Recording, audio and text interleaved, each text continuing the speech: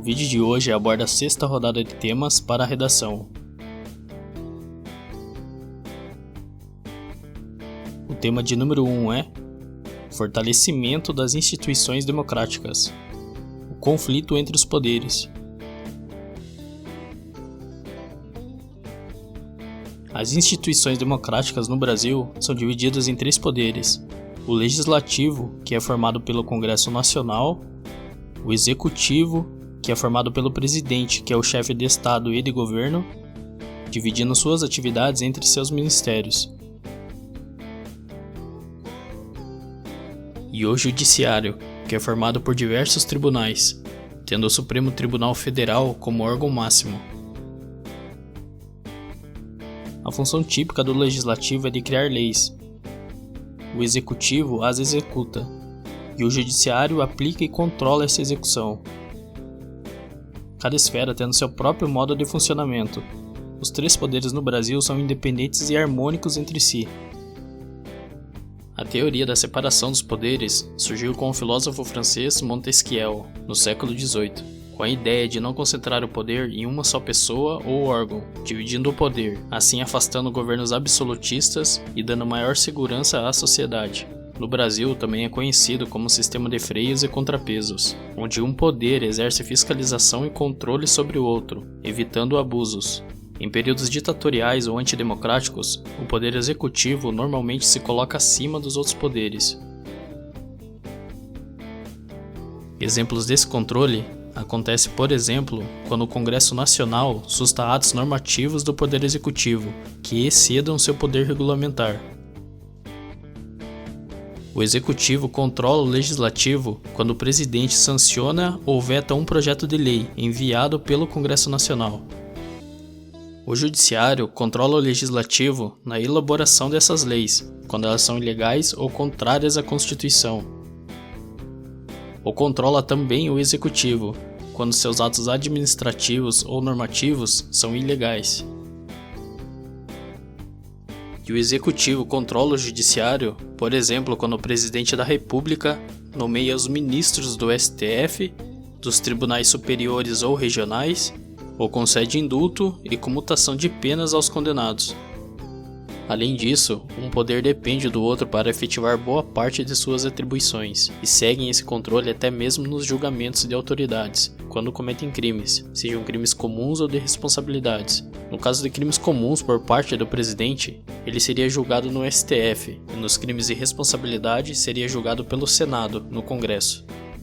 O Senado também seria responsável por processar e julgar os ministros do Supremo Tribunal, nos crimes de responsabilidade.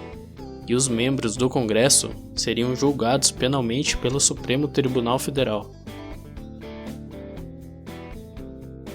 O embate e a desarmonia entre os poderes pode gerar um desconforto com insegurança jurídica e social.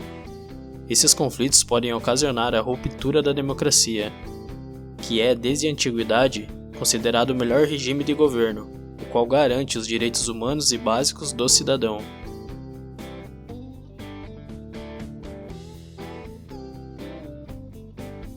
O tema de número 2 é Crise hídrica brasileira.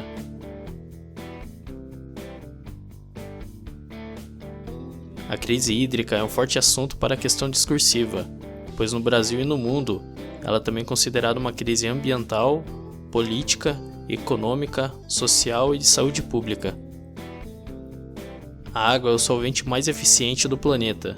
É o solvente universal, que permite que se associe com diversas substâncias, inclusive com aquelas que podem contaminá-la.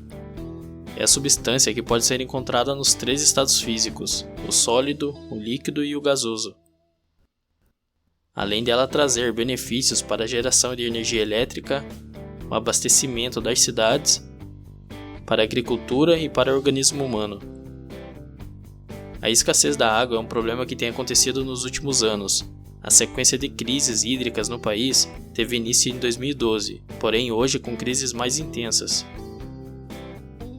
A água cobre 71% da superfície da Terra. Da água existente no planeta, 97% estão nos mares e oceanos, e somente 3% são água doce, sendo 2% das calotas polares e geleiras e apenas 1% de água doce disponível para consumo, que se divide entre rios, lagos, água subterrânea, incluindo a água presente no solo. As subterrâneas encontram-se abaixo da superfície, em formações rochosas, chamadas aquíferos.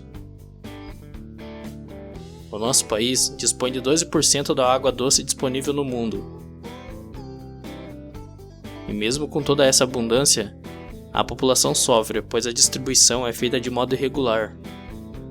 A Amazônia tem a menor concentração populacional e possui 80% da água existente. E o Sudeste, com maior concentração, dispõe de somente 6% desse recurso.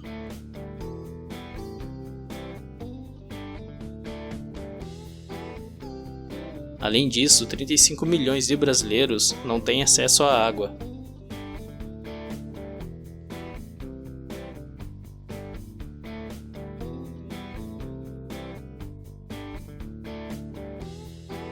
A irrigação consome mais de 49% das águas brasileiras disponíveis. Na sequência aparece o abastecimento humano, com mais de 24%. Um dos principais motivos da crise da falta de água é o precário sistema de saneamento básico. O Brasil atende somente 50,3% da população, com rede coletora de esgoto. E desse total, apenas 42% é tratado. Além do desperdício, falhas nas tubulações, fraudes e ligações clandestinas. A irrigação, apesar de ser a técnica que mais consome água e ser um tipo de uso em que o recurso não retorna para a mesma fonte de onde veio, ela não representa ameaça de escassez, já que o irrigador só pode usar o recurso hídrico com autorização. No entanto, esse é o setor que mais cresce para atender a agricultura, e a falta de fiscalização pode ser prejudicial futuramente. A indústria consome 9,7% da água. O abastecimento dos animais, 8,4%. As termoelétricas, 4,5%. O abastecimento rural, 1,6%. E a mineração consome 1,7% da água. Entre outras causas para a escassez da água está o crescimento populacional, a ocupação da terra e as mudanças climáticas.